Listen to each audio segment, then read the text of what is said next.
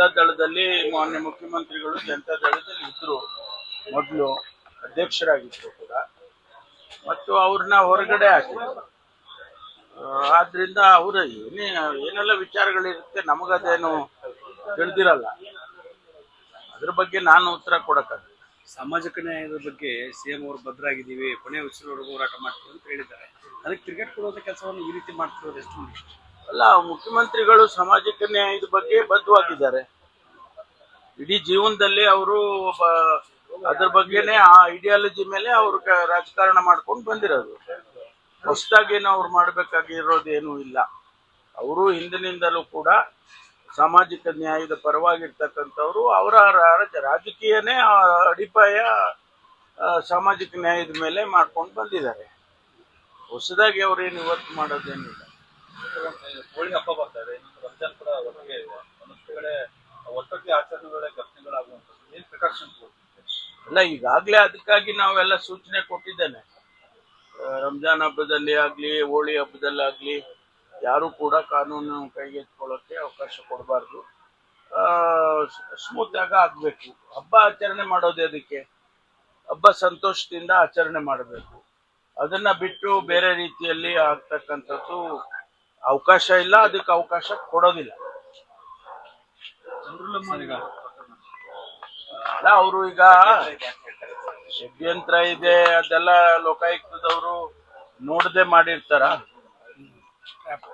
ಅವೆಲ್ಲ ಸ್ಟಡಿ ಮಾಡಿ ಅವರ ಹಿನ್ನೆಲೆ ಮತ್ತು ಅಲ್ಲಿ ನಡೀತಾ ಇರ್ತಕ್ಕಂಥ ವಿದ್ಯಮಾನಗಳು ಅವೆಲ್ಲ ನೋಡಿಕೊಂಡು ಅವರು ಟ್ರ್ಯಾಪ್ ಮಾಡಿರ್ತಾರೆ.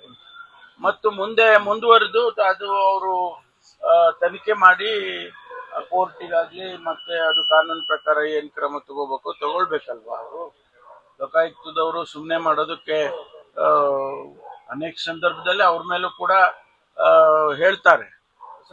ಆದ್ರೆ ಇದರಲ್ಲಿ ಈ ಇನ್ಸಿಡೆಂಟ್ ಅಲ್ಲಿ ಆಗಿದೆ ಅಂತ ಹೇಳಿ ಅವರು ಹೇಳಿದ್ದಾರೆ.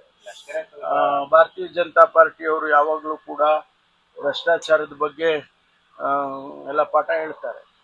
ಅದರಿಂದ ಅದು ಈಗ ಎಲ್ಲ ಸೈಲೆಂಟ್ ಆಗಿದ್ದಾರೆ. ಆ ವಿಚಾರದಲ್ಲಿ ಯಾರು ರಿಯಾಕ್ಟ್ ಮಾಡ್ತಾ ಇಲ್ಲ. ಸರ್, ಈಗ ಸ್ಕೂಲ್ಗಳಲ್ಲಿ ಮೊಬೈಲ್ ಬ್ಯಾನ್ ಮಾಡಬೇಕು ಅನ್ನೋ ಚರ್ಚೆ ಆಗ್ತಾ ಇದೆ ಸರ್ಕಾರದ. ಅದ್ರ ಬಗ್ಗೆ ಒಂದು ಚಿಂತನೆ ನಡೆದಿದೆ. ಯಾಕೆಂದ್ರೆ 16 ವರ್ಷದ ಒಳಗಡೆ ಇರ್ತಕ್ಕಂಥ ಮಕ್ಕಳಿಗೆ ಈ ಆಕ್ಸೆಸ್ ಕೊಟ್ರೆ ಅವರೊಂದು ವಿದ್ಯಾಭ್ಯಾಸ ಮಾಡೋದು ಕಮ್ಮಿ ಆಗುತ್ತೆ, ಸ್ಟಡೀಸ್ಗೆಲ್ಲ ಎಫೆಕ್ಟ್ ಆಗುತ್ತೆ ಅಂತ ಹೇಳಿ ಒಂದು ಸ್ಟಡಿ ರಿಪೋರ್ಟ್ ತರ. ಜೊತೆಗೆ ಈ ವಯಸ್ಸಿನಲ್ಲಿ ಅವರೆಲ್ಲರೂ ಕೂಡ ಓದಿ ದೊಡ್ಡವರಾಗುವ ಸಂದರ್ಭದಲ್ಲಿ ಅವ್ರನ್ನ ಡೈವರ್ಟ್ ಮಾಡಿಕೊಂಡು ಮಾಡೋದು ಸರಿ ಇಲ್ಲ ಅನ್ನುವಂಥ ಅಭಿಪ್ರಾಯಕ್ಕೆ ಬಂದಿದ್ದಾರೆ. ಆಮೇಲೆ ಬಹಳ ದೇಶಗಳಲ್ಲಿ ಇದಕ್ಕೆಲ್ಲ ಎಕ್ಸ್ಟೆನ್ಸಿವ್ ಸ್ಟಡಿಗಳು ಮಾಡಿ ಅದನ್ನ ಬ್ಯಾನ್ ಮಾಡಿದ್ದಾರೆ. ಈಗ ಆಸ್ಟ್ರೇಲಿಯಾದಲ್ಲಿ ಮಾಡಿದ್ದಾರೆ, ಯುರೋಪಲ್ಲಿ ಬೇಕಾದಷ್ಟು ದೇಶಗಳು ಮಾಡಿದ್ದಾವೆ. ನಾವು ಅದ್ರ ಬಗ್ಗೆ ಒಂದು ಚಿಂತನೆ ನಡೆಸಿದ್ದೇವೆ. ಮಾನ್ಯ ಮುಖ್ಯಮಂತ್ರಿಗಳು ಕೂಡ ಅದ್ರ ಬಗ್ಗೆ ಇದನ್ನ ಬ್ಯಾನ್ ಮಾಡಬೇಕು ಅನ್ನುವಂಥ ಚಿಂತನೆಯನ್ನು ಕೂಡ ಅವರು ಕೂಡ ಚಿಂತನೆಯನ್ನ ಹರಿಸಿದ್ದಾರೆ. ಅದಕ್ಕೇನು ಸಾಧಕ ಬಾಧಕಗಳು ಅದೆಲ್ಲ ಸ್ಟಡಿ ಮಾಡಿ ತೀರ್ಮಾನ ಮಾಡ್ತೀವಿ.